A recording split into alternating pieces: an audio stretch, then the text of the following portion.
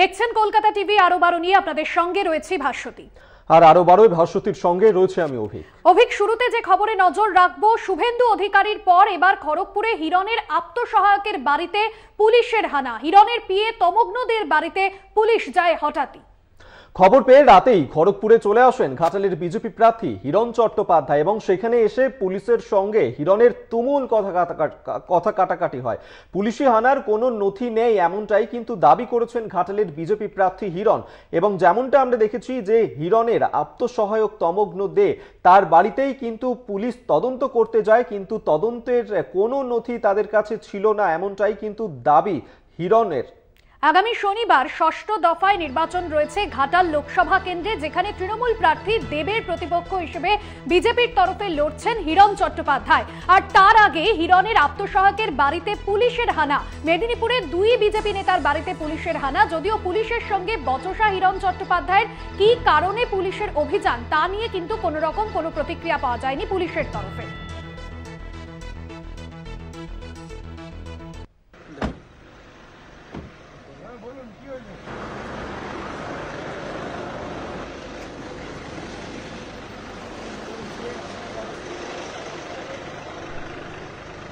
কে বড় মুখে কোথাকার বড় বাবু? আপনি ঘাটাল থানা? ঘাটাল থানা বড় বাবু এখানে কি করছে? তদন্তের জন্য। কিসের তদন্ত? কোর্টের অর্ডার দেখান। কোর্টের অর্ডারে তদন্ত হয়? কি তদন্ত হয়? কেস আছে। কোনো কোর্টের অর্ডার দেখান। কোর্টের অর্ডার মানে? কোর্টের অর্ডার দেখান। আপনি আমার সেক্রেটারি, আমার অফিসিয়াল সেক্রেটারি। আমি ডক্টর হিরণময় চট্টোপাধ্যায়, উনি আমার অফিসিয়াল সেক্রেটারি। আপনি কোর্টের অর্ডার দেখান। কোর্টের অর্ডারে তো কোনো কেস হলে আপনি কোর্টের অর্ডার দেখান। আপনি কি রাত্রি 3:30টার সময় একজন অসুস্থ মা, আপনি তার বাড়ি কোন মায়ের যদি কিছু হয়ে যায় কে দায়িত্ব? আপনি পকেটে হাতে কথা বলছেন কেন?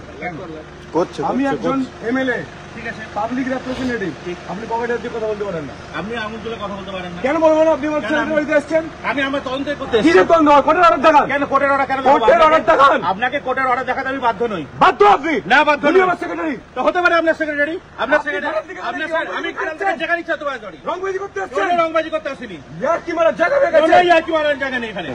কিসের বলদাস পুলিশ? ওসব ডায়লগ যাবেন না, ওসব ডায়লগ যাবেন না। হিরণ চ্যাটার্জি হতে পারেন আপনি। আপনি এমএলএ, তাকে আটকে রাখবেন। আপনার দম থাকে, আপনি যা করছেন করুন। দমের কোনো ব্যাপার নেই। আপনাকে আমি কোনো আটকেছি? কিসের দম আছে আপনার? কিসের দমের কথা আছে? 3:30টার সময় আপনি আমার সেক্রেটারি বাড়িতে এসেছেন। আমি চিটিং কেস হয়েছে, আমি তদন্তে এসেছি। আপনি হাইকোর্টের অর্ডার দেখান। হাইকোর্টের অর্ডারে তদন্ত হয় নাকি? কোর্টের অর্ডার দেখান। কোর্টের অর্ডারে তদন্ত হয়? কোর্টের অর্ডার দেখান। কেস হয়েছে। 3:30টার সময় কোন পুলিশ আসে? রাত্রি সব পুলিশই আসে। 3:30টার সময় আমি রেড করতে এসেছি। 3:30 টাকা আপনি কোর্টের অর্ডার দেখান। কোন কোর্টের অর্ডারে যে রেড হয় না। কোর্টের অর্ডার দেখান। কোর্টের অর্ডার কি হচ্ছে? কোর্টের অর্ডার জানেন না কেন বলছেন? কোর্টের অর্ডার আপনি তদন্ত জানেন না, ফালতু কেন বলছেন? কোর্টের অর্ডার দেখান। কোর্টের অর্ডার কি হচ্ছে? বহুত রংবাজি করেছেন আপনি। আপনিও অনেক রংবাজি করছেন। কিসের রংবাজি? এটা আমি আঙুল তুলে কথা বলছেন। কোথায় আঙুল তুলে কথা বলছেন? আপনি পকেটে হাতে কথা বলছেন। আপনি আঙুল তুলে কেন কথা বলছেন? পকেটে হাতে কথা বলছেন। আমি পকেটে হাতে দিচ্ছি, আপনি আঙুল তুলে কথা বলছেন। আপনি প্রথম থেকে পকেটে। আমিও পুলিশ, আমিও পাবলিকেরই লোক। আপনি আমিও পাবলিকের বাই দ্য পাবলিক ট্যাক্স। হ্যাঁ, পাবলিক ট্যাক্স। আমি পাবলিক ট্যাক্স করতে এসেছি। তাহলে কি আছে? কি হচ্ছে? কোথায় ছিলেন আপনি? কেস দেখান। কি কেস দেখাবো? আপনাকে দেখাতে আমি বাধ্য নই। তাহলে এখান থেকে যান। কেন যাব? আমরা কথা বলতে চলে যাব। আমি থাকবো, দাঁড়িয়ে থাকবো। দাঁড়িয়ে থাকুন। হ্যাঁ, দাঁড়িয়ে থাকবো। কত দম আছে? আমিও দাঁড়িয়ে থাকবো। আমরা দাঁড়িয়ে থাকবো। আপনার কত দম আছে? আপনিও দাঁড়িয়ে, আমিও আমরা দাঁড়িয়ে থাকবো। হ্যাঁ, আপনিও দাঁড়িয়ে থাকুন, আমিও দাঁড়িয়ে থাকি। ঠিক আছে, দেখি। ঠিক আছে, আপনার দম আছে কত দেখুন। হ্যাঁ, ঠিক আছে, আপনারও কত দম আছে দেখুন। চলুন চলুন চলুন। আপনাকে আপনাদেরকে সেই ভিডিও এই মুহূর্তে দেখাচ্ছিলাম যেখানে হিরণের সঙ্গে স্থানীয় ওসি তার যে কথা কাটাকাটি হচ্ছে। বিজেপির তরফ থেকে ভিডিও এই মুহূর্তে প্রকাশ করা হয়েছে। আমরা এই কথা বলবো। সঞ্জীব দাস এই মুহূর্তে আমাদের সঙ্গে টেলিফোনে রয়েছেন প্রতিনিধি। সঞ্জীব, যে ঘটনা আমরা দেখলাম যে হিরণের আত্মসহায়ক তার বাড়িতে গিয়ে পুলিশের এই ধরনের তল্লাশি অভিযান, কিন্তু যখন বলা হচ্ছে যে কি কারণে এই তল্লাশি অভিযান, পুলিশের তরফ থেকে স্পষ্টত কোনো কারণ কিন্তু জানানো হচ্ছে না। এখনো পর্যন্ত এই বিষয়টা ঠিক কোন জায়গায় দাঁড়িয়ে? পুলিশ কি এখনো পর্যন্ত তাদের নিজেদের বক্তব্য স্পষ্ট করছে? দেখো, এখনো পর্যন্ত পুলিশ কিন্তু নিজেদের বক্তব্য কোনো স্পষ্ট করেনি। কারণ গতকাল রাত্রিতে 3:30টার দিকে পুলিশ গিয়েছিল প্রথমে হিরণের যে আত্মসহায়ক খড়গপুরে আছেন ওনার বাড়িতে। তখন হিরণকে খবর দেওয়া হয়। হিরণ সঙ্গে সঙ্গে ওই জায়গাতে চলে আসেন, এসে পুলিশের সাথে বেশ বাদানুবাদে জড়িয়ে পড়েন এবং পুলিশকে দেখতে চান যে কোন অর্ডারে তারা এসেছে এই অভিযান করতে। তখন পুলিশ কিন্তু কোনো অর্ডারই দেখাতে চায় না এবং কোনো অর্ডারই দেখাতে চায় না, পুলিশের সাথে বেশ বাদমাদের জড়াতে থাকে।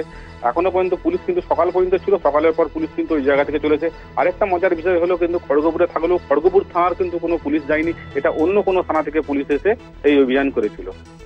বেশ, সঞ্জীব তুমি আমাদের সঙ্গে থাকো। হিরণের আত্মসহায়কের বাড়িতে পুলিশের অভিযান এবং পাশাপাশি হিরণ মধ্যরাতেই কিন্তু একটি সোশ্যাল মিডিয়ায় পোস্ট করেন পুলিশি হানার কোনো নথি নেই, যেখানে পুলিশের সঙ্গে বচসাবাদী যে ভিডিও বিজেপির তরফে পোস্ট করা হয়েছে আপনাদের সামনে তুলে ধরলাম। তবে এর আগে ঘাটাল লোকসভা কেন্দ্রের বিজেপি প্রার্থী হিরণ চট্টোপাধ্যায়ের আগে মেদিনীপুরে শুভেন্দু অধিকারীর ভাড়া বাড়িতেও পুলিশের অভিযান হয়। আর এবার হিরণ চট্টোপাধ্যায়ের আত্মসহায়কের বাড়িতে মধ্যরাতে পুলিশের অভিযান, তা নিয়ে সোশ্যাল মিডিয়ায় পোস্ট হিরণের। দেখুন, বাংলার মানুষ দেখে নিন আপনারা, আমি ঘাটাল লোকসভার প্রার্থী। আমার সেক্রেটারিকে তার মা অসুস্থ, হার্টের পেশেন্ট একজন মা, তার বাড়িতে রাত 3:30টার সময় এসে পুলিশ তদন্ত করতে এসেছে।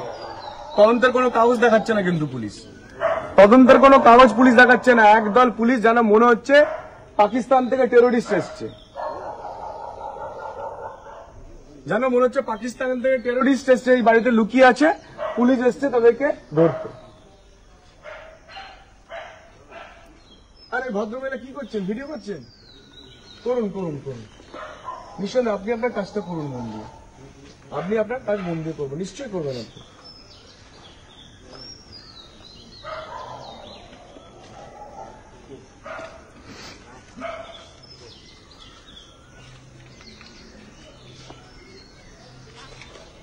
আপনাদের সামনে তুলে ধরলাম। आप लोग रहिए और बाकी फोर्स को बुलाइए, बाकी फोर्स को बुलाइए, उसके कितना फोर्स है, हमारा भी फोर्स है, देख लेंगे आज। দেখুন, বাংলার মানুষ দেখে নিন আপনারা, আমি ঘাটাল লোকসভার প্রার্থী। আমার সেক্রেটারিকে তার মা অসুস্থ, হার্টের পেশেন্ট একজন মা, তার বাড়িতে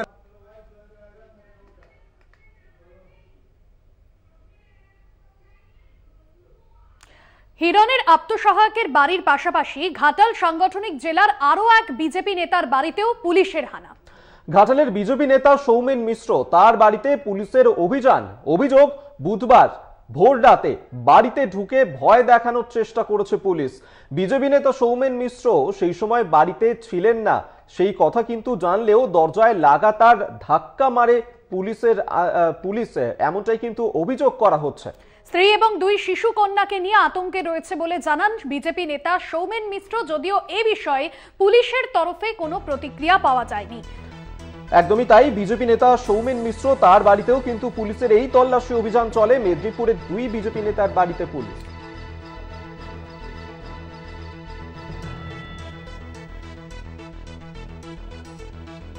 বিজেপি নেতা সৌমেন মিশ্রের বাড়িতে হানা।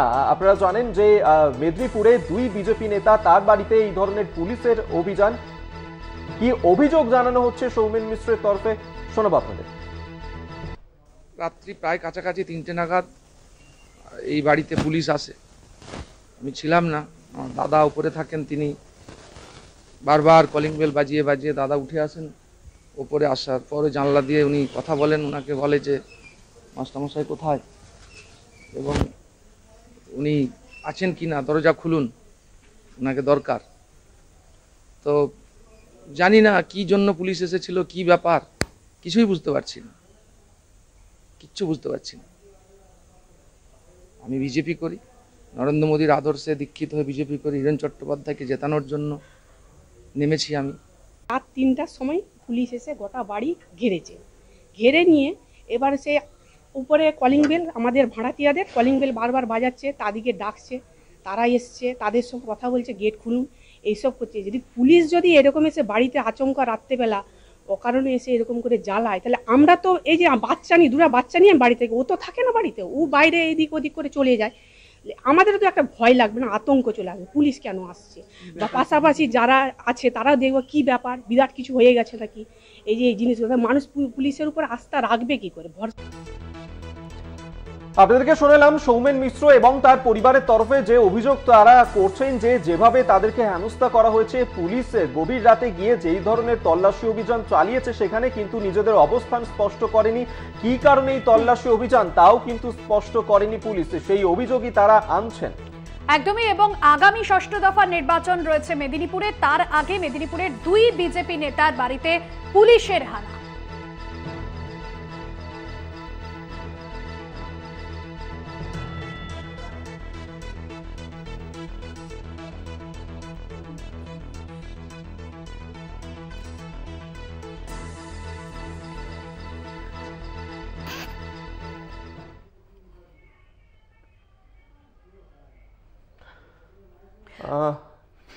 এই মুহূর্তে আমাদের সঙ্গে আমাদের প্রতিনিধি রয়েছেন প্রসূন মুখার্জি। প্রসূনের সঙ্গে আমরা কথা বলবো। প্রসূন, মেদিনীপুরে বিজেপি নেতা সৌমেন মিশ্র তার বাড়িতে তল্লাশি অভিযান, পুলিশ কি কারণে এই ধরনের অভিযান চালালো, কি কারণে এই অভিযান চালালো সেই বিষয়গুলো আমরা জানবো। আমাদের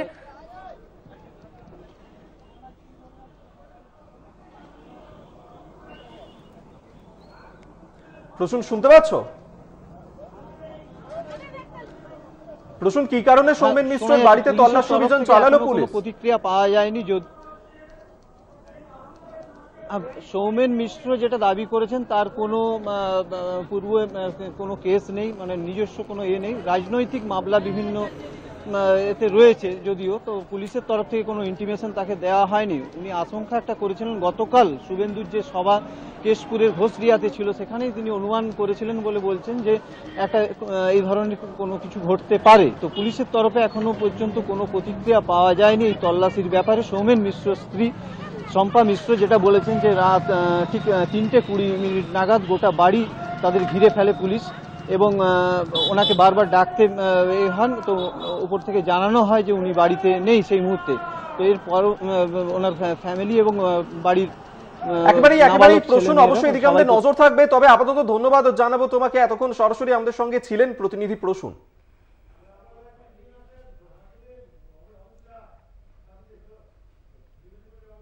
কাঁথিতে নির্বাচনী প্রচারে অমিত শাহ, সরাসরি নজর রাখবো।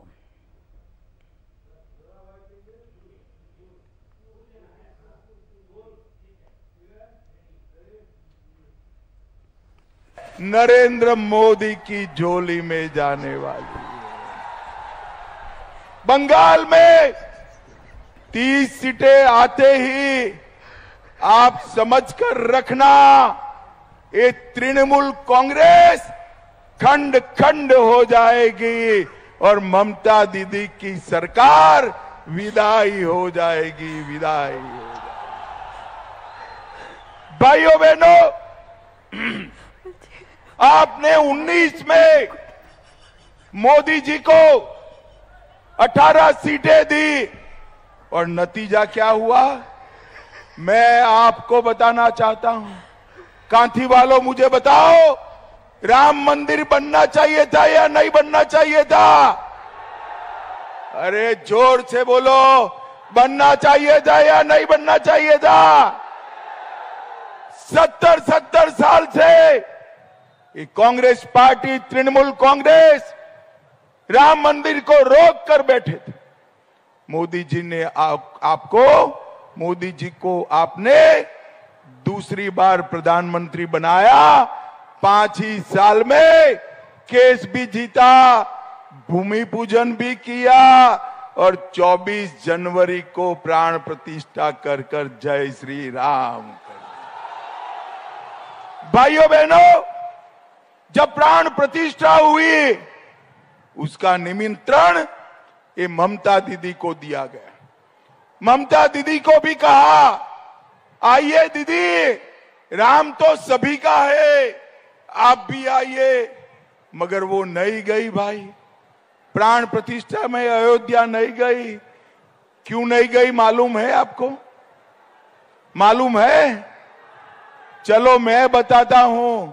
ममता दीदी प्राण प्रतिष्ठा में नहीं गई क्योंकि वो अपनी वोट बैंक से डरती है, वोट बैंक से डरती है। काथी वालों, आप लोग उसकी वोट बैंक नहीं हो, उनकी वोट बैंक कौन है मालूम है क्या? कौन है मालूम है? चलो ये भी मैं बता देता हूं, उसकी वोट बैंक वो घुसपैठिए है, घुसपैठिए है, उनके डर से वो नहीं गई है। मगर मैं बताता हूं, हम एक घुसपैठियों से नहीं डरते हैं। ममता दीदी विरोध करती रह गई, हमने सीएए पारित किया और हमारे शरणार्थी भाइयों को नागरिकता देने का रास्ता नरेंद्र मोदी जी ने खोल कर रख दिया। भाइयों बहनों, खोल कर रख दिया। भाइयों बहनों, नरेंद्र मोदी जी ने इस देश को आतंकवाद से मुक्त कराने का काम किया है।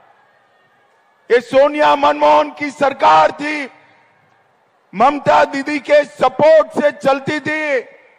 आए दिन पाकिस्तान से आलिया, मालिया, जमालिया घुसते थे, बम धमाके करते थे और फिर भाग जाते थे, उनको कुछ नहीं होता था।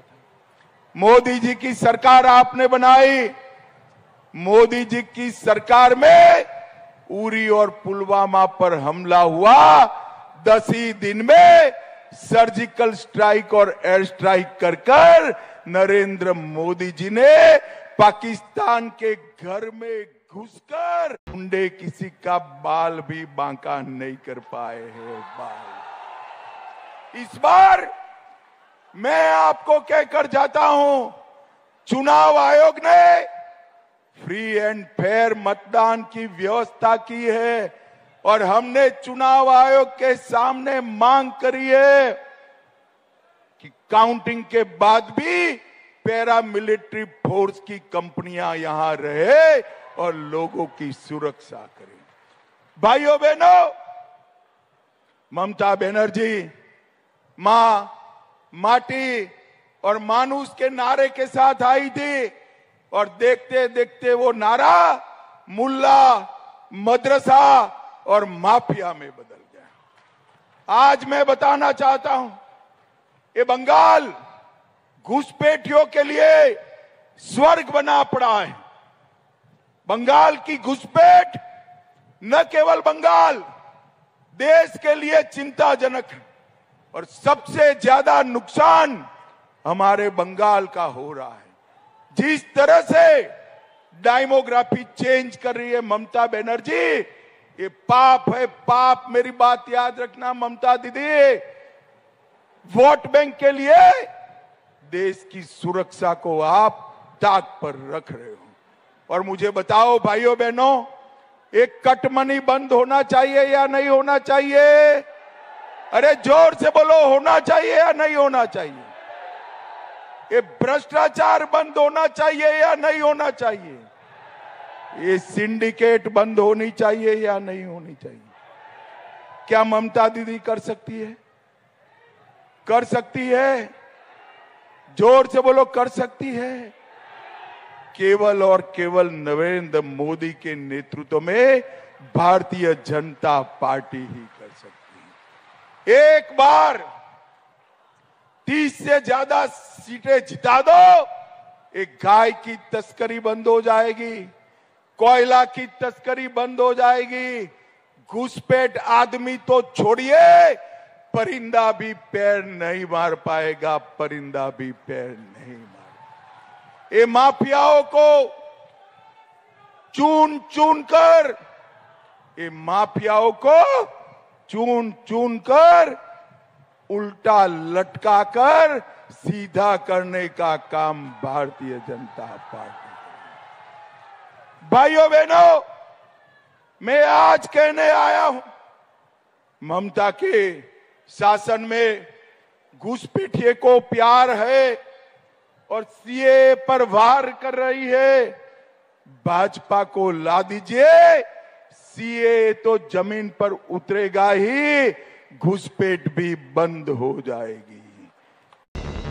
नया रानीगंज बाईपास 410 करोड़ की मंजूरी दिलाई, धर्मा बस स्टॉप का निर्माण किया, एक मेडिकल कॉलेज बनी, 22,000 आवास दिए, तमलुक में 1100 करोड़ से भारत पेट्रोलियम का टर्मिनल बनाया, 18 लाख लोगों को मुफ्त चावल दिया, 60,50,000 माताओं को गैस का सिलेंडर दिया और 2,15,000 घरों में नल से जल पहुंचाने का काम नरेंद्र मोदी जी ने किया है।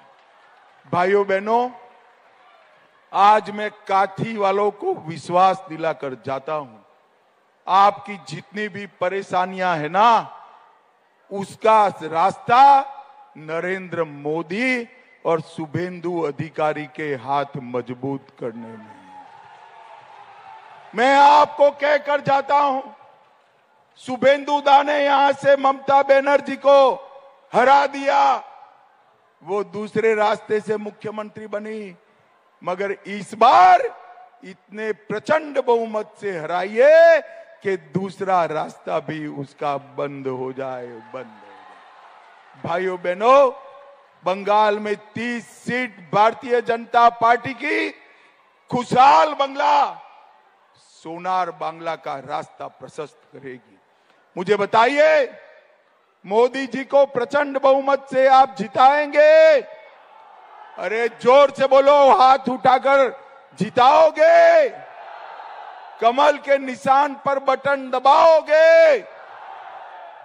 400 पार कराओगे? बंगाल में 30 से ज्यादा कमल खिलाओगे? तो मेरे साथ दोनों हाथ उठाइए, उठाइए दोनों हाथ, विजय के संकल्प की मुट्ठी बींचे और प्रचंड आवाज से बोलिए, भारत माता की वंदे वंदे वंदे।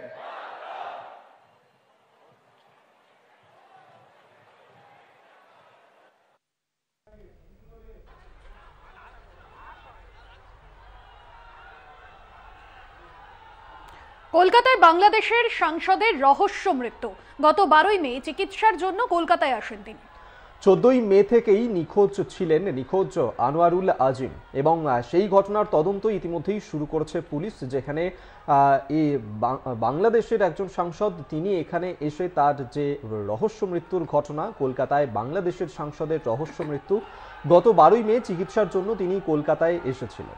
14ই মে থেকে নিখোঁজ ছিলেন তিনি এবং ঘটনার তদন্ত শুরু করেছে পুলিশ। বাংলাদেশের সাংসদের কলকাতায় এসে রহস্য মৃত্যু, ঠিক কি কি বিষয় এর নেপথ্যে রয়েছে সেই বিষয়গুলোই কিন্তু খতিয়ে দেখছে পুলিশ। ইতিমধ্যেই ঘটনার তদন্ত শুরু হয়েছে পুলিশের তরফে। কলকাতায় বাংলাদেশের সাংসদের রহস্য মৃত্যু, একদমই তাই। এবং আনোয়ারুল আজিম, যিনি বাংলাদেশের সাংসদ, তিনি কলকাতায় এসেছিলেন গত 12ই মে। তিনি কলকাতায় এসেছিলেন এবং এখানে এসেই তার মৃত্যুর ঘটনা ঘটে এবং সেই ঘটনাতেই ইতিমধ্যেই তদন্ত শুরু করেছে পুলিশ। যেমনটা জানা যাচ্ছে যে তিনি চিকিৎসা করানোর জন্য এসেছিলেন এখানে।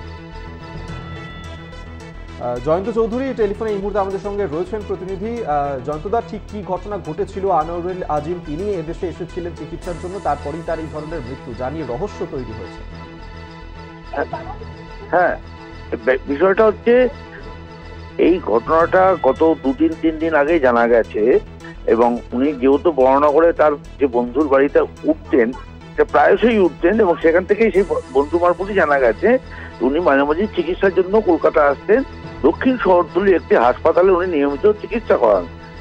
ঘটনাটা হলো যে তিনি বেরিয়ে যাওয়ার পর তারপর থেকে তার কোনো খোঁজ নেই এবং সব থেকে বড় কথা, তিনি বাংলাদেশের শাসক দলের একজন সাংসদ এবং যথেষ্ট সেই অর্থে তার একটা রাজনৈতিক গুরুত্ব আছে। সেরকম একজন ব্যক্তি হঠাৎ করে নিখোঁজ হয়ে গেলেন। 2 দিন পর তার দেহ মিলল মানে নিউ টাউনে। এই সব মিলিয়ে এটা খুব রহস্যজনক এবং খুবই, এবং বিষয়টা শুধু এই ব্যাপার মানে দ্বিপাক্ষিক দুটো দেশের ভেতরকার বিষয় তো অত্যন্ত গুরুত্বপূর্ণ সেই দিক থেকে, একটা আন্তর্জাতিক বিষয়ও বটে।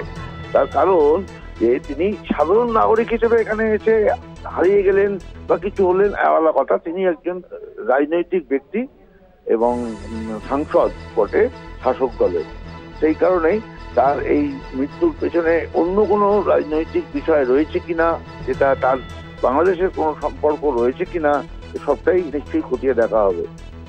ধন্যবাদ তোমায় জয়ন্ত চৌধুরী। আমাদের সঙ্গে এই মুহূর্তে টেলিফোনে ছিলেন প্রতিনিধি। এবং আপনাদের জানিয়ে রাখবো যে ভারতে চিকিৎসা করাতে এসেই খুন হয়ে বাংলাদেশের সাংসদ আনোয়ারুল আজিম তিনি এই মুহূর্তে নিখোঁজ রয়েছেন এবং চিকিৎসা করানোর জন্য তিনি এসেছিলেন। ইতিমধ্যেই গোটা ঘটনার তদন্ত শুরু করেছে।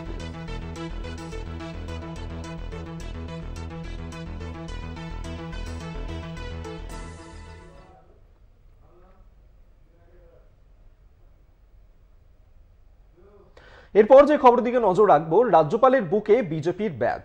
জানুয়ারির ভিডিও পোস্ট করে তোপ দেগেছে শাসক দল তৃণমূল। সংবিধান না বিজেপির হয়ে কাজ করেন রাজ্যপাল, সাংবিধানিক পদে বিজেপি নেতা। একের পর এক পোস্ট তৃণমূল নেতৃত্বের, অর্থাৎ রাজ্যপালকে নিশানা করে তৃণমূল নেতৃত্বের যে পোস্ট, তিনি কি বিজেপির হয়ে কাজ করছেন, এমনই প্রশ্ন তুলেছেন তৃণমূল কংগ্রেস এই পোস্টের মধ্যে দিয়ে। একেবারেই তাই, যেখানে রাজ্যপালের বুকে বিজেপির ব্যাজ দেখা যায় এবং জানুয়ারিতে একটি ভিডিও পোস্ট করা হয়, পোস্ট করে তোপ দাগে শাসক দল তৃণমূল এবং তাদের যে বক্তব্য যে সংবিধান নাকি বিজেপির হয়ে কাজ করছেন রাজ্যপাল, সেই প্রশ্নই তারা তুলেছেন। বিশেষ প্রতিনিধি দেবজ্যোতি ঘোষ রয়েছেন ফোন লাইনে। দেবজ্যোতি, এর আগেও শাসক দলের তরফে একাধিকবার এ বিষয়ে অভিযোগ আনা হয়েছিল যে বিজেপির হয়ে কাজ করছেন রাজ্যপাল। এবার তৃণমূলের তরফে যে পোস্ট, কতটা ইঙ্গিতপূর্ণ এই পোস্ট?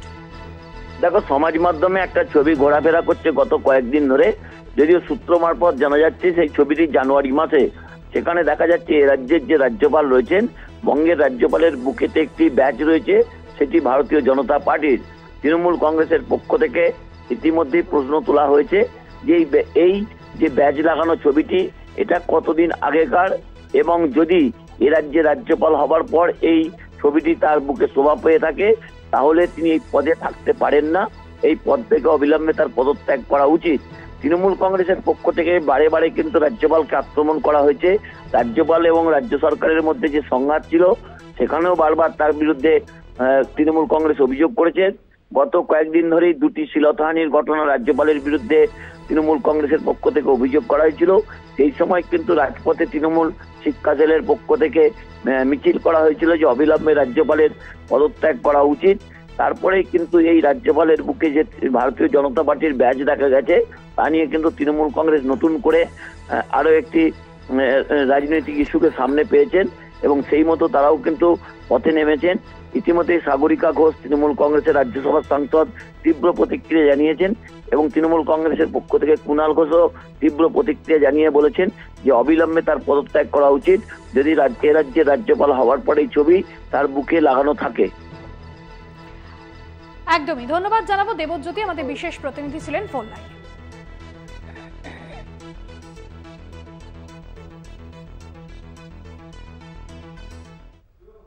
এবং এই প্রসঙ্গেই তৃণমূল মুখপাত্র শান্তনু সেন তিনি কি বলছেন শুনুন।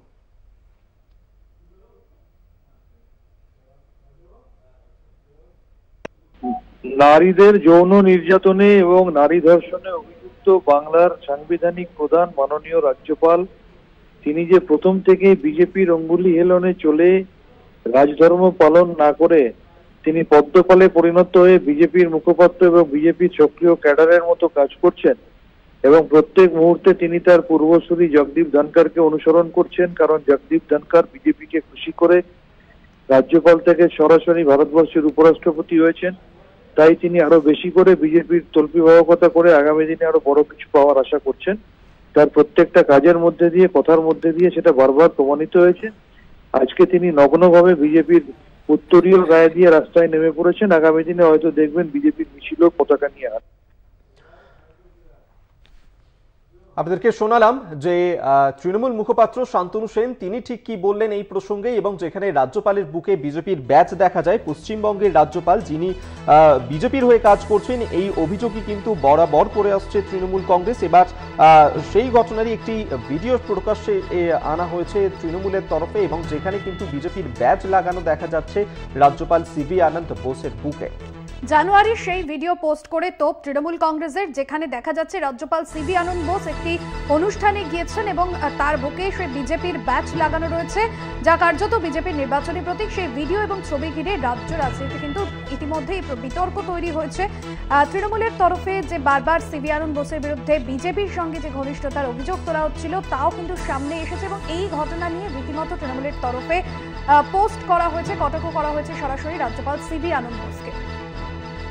একদিকে সাগরিকা ঘোষ, অন্যদিকে কুণাল ঘোষ, তারাও কিন্তু এই নিয়েই তোপ দেখেছেন, যেখানে নিজের এক্স হ্যান্ডেলের তৃণমূল নেতা রাজ্যপালের একটি ছবিও পোস্ট করেছেন এবং সেখানেই দেখা যাচ্ছে যে রাজ্যপাল একটি হলুদ রঙের উত্তরীয়র মতন পরে রয়েছেন এবং তার বুকের কাছে পদ্মচিহ্নের মতন কিছু লাগানো আছে। কুণাল ঘোষ তিনি যে দাবি করছেন যে সেটি কিন্তু বিজেপির দলীয় প্রতীক এবং এই নিয়েই তারা কিন্তু তোপ দেখেছেন, বলেছেন যে রাজ্যপালকে স্পষ্ট করতে হবে এই ছবি সত্যি নাকি মিথ্যা।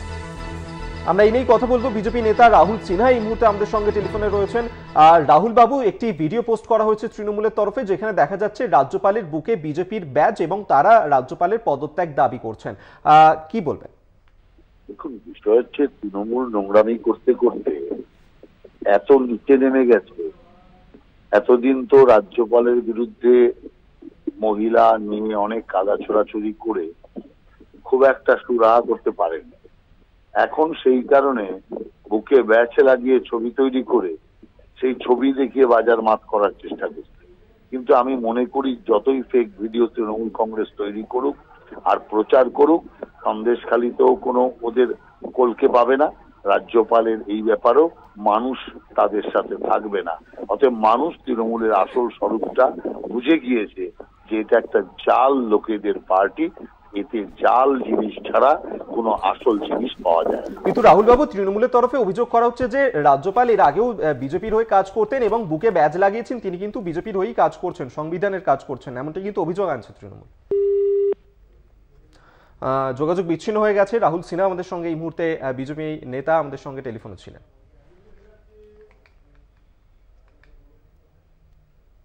বরানগরের পথসভা থেকে প্রধানমন্ত্রী নরেন্দ্র মোদী ও বিজেপি প্রার্থী সজল ঘোষকে বেনজির আক্রমণ তৃণমূল প্রার্থী সায়ন্তিকা ঘোষের।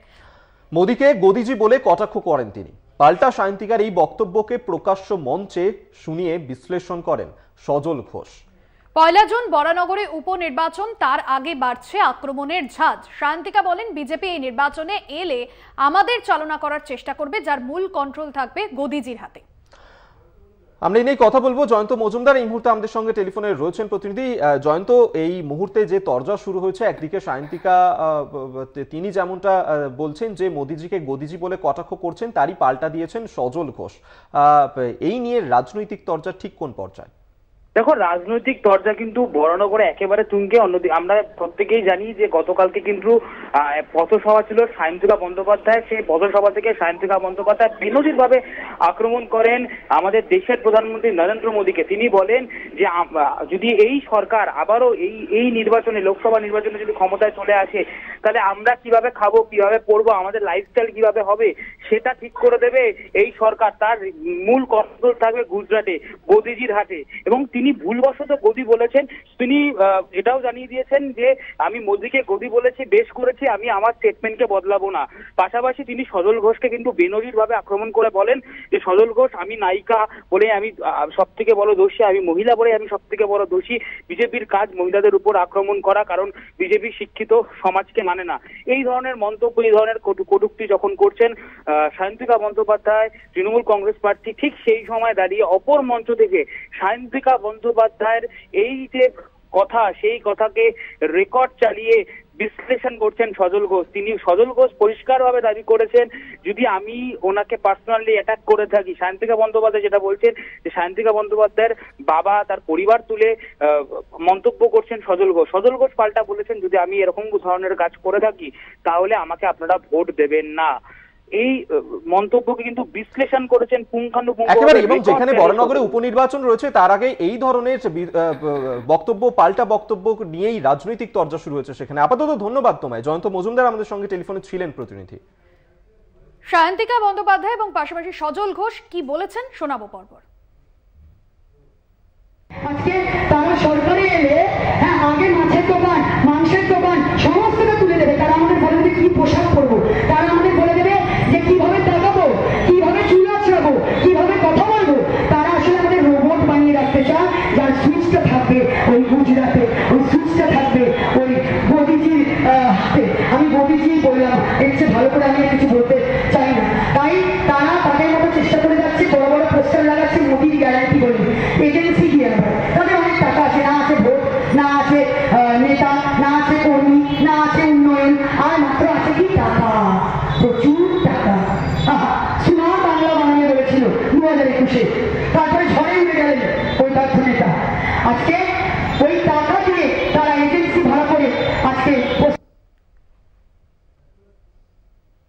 তিনি আমার নামে বিভিন্ন মিথ্যা কথা বলছেন।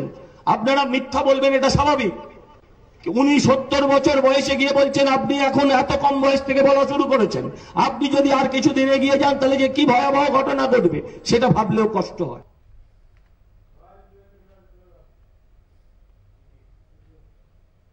আসবো পরের খবরে। No vote to Subhash. বাঁকুড়ার মুখোশধারী বিজেপি প্রার্থীকে ভোট নয়, এই বার্তা নিয়েই ভোট প্রচারে নির্দল প্রার্থী তথা প্রাক্তন বিজেপি নেতা জীবন চক্রবর্তী। প্রার্থী পদ পাওয়ার পরই সুভাষ সরকারের উপর ক্ষোভ উগরে দিয়েছে বিজেপিরই একাংশ। এবার ক্ষোভের সুর একসময় জনপ্রিয় বিজেপি নেতা জীবন চক্রবর্তীর গলায়।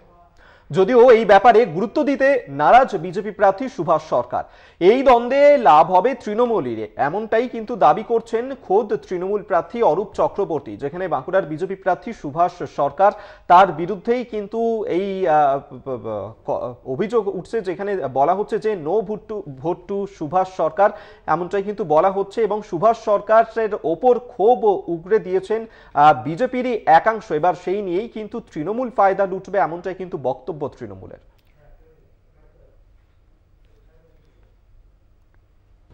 যারা সুভাষ সরকারকে অপছন্দ করেন, সুভাষ সরকারকে ভাবেন যে একজন রাজনৈতিক অসুর, যিনি হিন্দু সংস্কৃতির পরম্পরাকে নষ্ট করেছেন। আমরা কোনোদিন একটা পিঁপড়া মারি না, কিন্তু তিনি বিজেপির কর্মীকে পা দিয়ে মেরেছেন। এটা বিজেপির নীতি হতে পারে না, এটা বিজেপির আদর্শ হতে পারে না। সুভাষ সরকারকে বিজেপির মুখোশ প্রার্থী, তাকে রাজনৈতিক অসুর ভাবুন। এবং আগামী 25 তারিখ আমি ইট চিহ্ন নিয়েছি। এই যে বিল্ডিং দাঁড়িয়ে আছে, এর নিচে আছে ইট। সেই ইট কেউ দেখতে পায় না, কিন্তু বিল্ডিং দেখতে পায়। আজকে যে বিল্ডিং স্বরূপ যে মন্ত্রীকে দেখছেন, এই মন্ত্রী আদর্শপ্রাণ বিজেপি কর্মীদের নোনা লাগিয়ে দিয়েছে। তাই 25 তারিখ এই মন্ত্রী স্বরূপ বিল্ডিং ভেঙে পড়বে। বিজেপির পুরানো লোক, আর এরা নতুন বিজেপি এমপি, ক্ষমতার লোভী, আর ওরা দলের কর্মী। একটা তো পাবেই, ওদের মধ্যেই তো ভাগাভাগি হবে। একটু অ্যাডভান্টেজ থাকবে নিশ্চয়ই। আপনার বিরুদ্ধে দাঁড়িয়েছেন আপনার দলেরই একজন প্রাক্তনী, কোনো গুরুত্ব নেই। গতকাল কৌস্তুভ রায়ের জামিন আবেদনের বিরোধিতায় তথ্য গোপন করার অভিযোগ আনল এনফোর্সমেন্ট ডিরেক্টরেটের। অভিযোগের সঙ্গে বর্তমান মামলার কোনো সংযোগ নেই মন্তব্য বিচারকের। ইডির কাছে সোমবার যে প্রশ্নগুলি রাখা হয়েছিল তার উত্তর পেতেই আগ্রহী আদালত। ইডির আইনজীবীর উদ্দেশ্যে মন্তব্য বিচারকের। তথ্য গোপনের অভিযোগ ইডির, অভিযোগের সঙ্গে মামলার সংযোগ নেই মন্তব্য বিচারক প্রশান্ত মুখোপাধ্যায়ের। মঙ্গলবার ছিল কৌস্তুভ রায়ের জামিন মামলার শুনানি। মামলার শুরুতেই আদালতের কাছে তথ্য গোপনের অভিযোগ তোলেন এনফোর্সমেন্ট ডিরেক্টরেটের আইনজীবী। ইডির কাছে সিবিআই আদালতের বিচারক প্রশান্ত মুখোপাধ্যায় সোমবার 7টি বিষয়ের ব্যাখ্যা চেয়েছিলেন। কিন্তু এদিনের শুনানিতে ইডি কোম্পানি কোর্টে তথ্য তুলে ধরে আবেদনকারীর বিরুদ্ধে তথ্য গোপনের অভিযোগ আনে অরিজিৎ চক্রবর্তী, ইডির আইনজীবী। কৌস্তুভ রায় সিবিআই স্পেশাল কোর্টের নির্দেশে জেল হেফাজতে রয়েছেন। এই আদালতেই তিনি জামিনের আবেদন জানিয়েছেন, কিন্তু তার জামিনের আবেদনে কোথাও নতুন কোনো অবস্থার পরিবর্তন হয়েছে এমন কোনো উল্লেখ নেই। কলকাতা হাইকোর্টের জামিনের আবেদনের সময় অতিরিক্ত হলফনামায় তিনি যা যা বলেছিলেন তাই এই আবেদনে উল্লেখ রয়েছে। 2রা জানুয়ারি হাইকোর্টে আবেদনকারী জামিনের আবেদন খারিজ হওয়ার পর থেকে তার আবেদনে নতুন কোনো বিষয় নেই। তাই আমরা মনে করছি না এই মুহূর্তে জামিনের কোনো প্রয়োজন রয়েছে, কারণ কোনো অবস্থার পরিবর্তন ঘটেনি। এছাড়াও তিনি আয়কর বিভাগের পাঠানো নোটিশের পরিপ্রেক্ষিতে অফিসে যাওয়ার একটি অন্তর্বর্তীকালীন প্যারোলের আবেদন জানিয়েছেন মৌখিকভাবে। কিন্তু আমি আদালতের কাছে দাবি করছি, কোম্পানি কোর্ট থেকে কৌস্তুভ রায় 7 বার ওই আদালতের নির্দেশে তার অফিসে গেছেন এবং 4-5 ঘন্টা করে সময় কাটিয়েছেন। কোম্পানি আদালতের এই নির্দেশের বিষয়টি তিনি সিবিআই স্পেশাল আদালতের কাছে গোপন করেছেন। আমাদের দাবি, যেহেতু সিবিআই স্পেশাল আদালতের নির্দেশে তিনি জেল হেফাজতে রয়েছেন, সুতরাং এই আদালতকে বিষয়টি জানানো উচিত ছিল। তাই তথ্য গোপন করার অভিযোগে তার এই জামিনের আবেদন বাতিল করা হোক, পাশাপাশি তাকে জরিমানাও করা হোক। সুপ্রিম কোর্টের বেশ কিছু রায়ে উল্লেখ রয়েছে, জামিন মামলার ক্ষেত্রে আদালতের কাছে যদি তথ্য গোপন করা হয় তাহলে সেক্ষেত্রে জামিন বাতিল করার অধিকার রয়েছে আদালতের। জয়দীপ বিশ্বাস, কৌস্তুভ রায়ের আইনজীবী।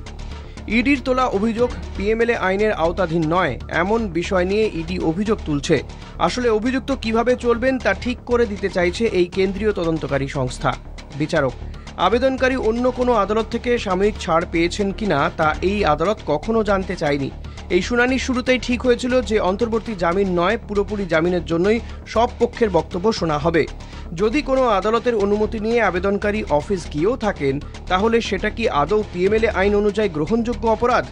সুপ্রিম কোর্ট বারংবার বলেছে ব্যক্তিগত স্বাধীনতা কোনোভাবেই যেন ক্ষুণ্ণ না হয়। অন্য আদালত কি কারণে তাকে ছাড় দিয়েছে তা ঠিক না ভুল তার বিচার এখানে হতে পারে না।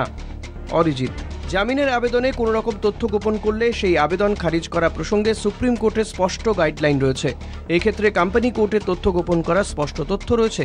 হাইকোর্ট এই একই ব্যক্তির জামিনের আবেদন খারিজ করার সময় বলেছিল যে তদন্ত শেষ, এমনটা ধরে নেওয়া যায় না। বিচারক, কেন আপনারাই তো এই আদালতকে বলেছেন তদন্ত শেষ? আপনাদের আগের আইনজীবী ভাস্করবাবু বলেছিলেন ইডির তদন্ত শেষ। চার্জ ফ্রেমের কথাও আদালতকে বলেছিলেন। আইওকে সঙ্গে নিয়েই বলেছিলেন চার্জ ফ্রেম করে বিচার প্রক্রিয়া শুরু করা যেতেই পারে। সাক্ষীর সংখ্যাও খুবই কম। আবেদনকারী তো এই মামলার বিচার প্রক্রিয়ার মুখোমুখি হতেই চেয়েছিলেন। সেই কারণের জন্যই তো এই আদালতের ওপর ন্যায়ের আস্থা রেখে অন্য আদালতে করা এর আগের অনেকগুলি আবেদন তিনি প্রত্যাহার করেছেন। এই আদালতের আগের নির্দেশিকাগুলো দেখুন, দেখবেন সেখানে চার্জ ফ্রেমের উল্লেখ রয়েছে। এখন আপনারা আবার বলছেন তদন্ত শেষ হয়নি। হাইকোর্ট এই বছরের 2রা জানুয়ারি আবেদন খারিজ করে।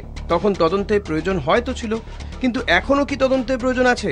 মনে রাখতে হবে জামিনের আবেদন করার পাশাপাশি এখানে চার্জ গঠন করে দ্রুত শুনানির আবেদনও অভিযুক্ত করেছেন। অরিজিৎ, তদন্ত শেষ হয়ে গেছে, চার্জ ফ্রেম করা হবে এই বিষয়টি আমার জানা নেই। তবে আমি যতদূর জানি ইডির তদন্ত শেষ হয়নি। উনি আদালতে তথ্য গোপন করছেন, তাই জামিনের আবেদন খারিজ করা উচিত এবং জরিমানা করা উচিত। বিচারক, এই মামলা সংক্রান্ত কোন তথ্য উনি গোপন করেছেন সেটা আদালতকে বলুন। অরিজিৎ, এই আদালতকে না জানিয়ে অন্য আদালত থেকে প্যারোল নেওয়া গোপন করেছেন। আমি যেটা বারবার বলছি, হুজুর, আপনাকে আমি বেশ কয়েকটি মামলার রায়ের কপি দেখাচ্ছি যেখানে সুপ্রিম কোর্ট তথ্য গোপন করার কারণে জামিন বাতিল করেছে। 3টি মামলার রায়ের প্রতিলিপি বিচারককে দেন ইডির আইনজীবী জয়দীপ বিশ্বাস, কৌস্তুভ রায়ের আইনজীবী। ইডির আইনজীবী তথ্য গোপনের অন্যায় অভিযোগ তুলেছেন। যে মামলার কথা অরিজিৎবাবু বললেন ওটা এক মহিলার হিভিয়াস কর্পাস মামলা। বিচারক, এই মামলাগুলির ক্ষেত্রে প্রেডিকেট অফেন্সের প্রাসঙ্গিক তথ্য গোপন করার অভিযোগ উঠেছে। আপনি বলুন, এই মামলার ক্ষেত্রে প্রেডিকেট অফেন্স সম্পর্কিত কোনো তথ্য গোপন হয়েছে? অরিজিৎ, হুজুর, উনি আদালতে তথ্য গোপন করছেন, বিপথে চালিত করার চেষ্টা করছেন। মামলা ডিসমিস হোক, ওনার জরিমানার দাবি ফের জানাচ্ছে। বিচারক, মিস্টার চক্রবর্তী, চিৎকার করে বললেও আইন আইনের জায়গাতেই থাকবে। আপনাকে যে আরও 6টি পয়েন্ট জানাতে বলেছিলাম সেগুলি কি জানাবেন? অরিজিৎ, আমার আজকের বয়ান আপনি শুনে নিন, তারপর আপনার যদি মনে হয় ওই বিষয়গুলি জানানো দরকার আমি নিশ্চয়ই আগামীকাল জানাবো। বিচারক, আদালত আপনাকে কোনো মতামত দেবে না।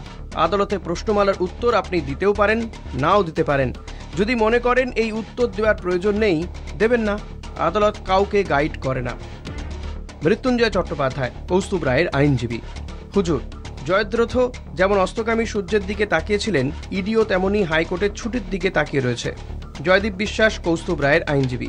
হুজুর, ইডি বিভিন্নভাবে আদালতের সময় নষ্ট করছে, বিলম্ব করার চেষ্টা করছে। আদালতে তোলা প্রশ্নের জবাব বুধবার পেশ করার কথা ইডির। বিচার ব্যবস্থার প্রতি আস্থা আছে, সত্যের জয় হবে। তারপর অভিযুক্তের তরফে তার জবাব দেওয়া হবে। শুনানি শুরু বুধবার বেলা 2টায়। কলকাতা টিভি।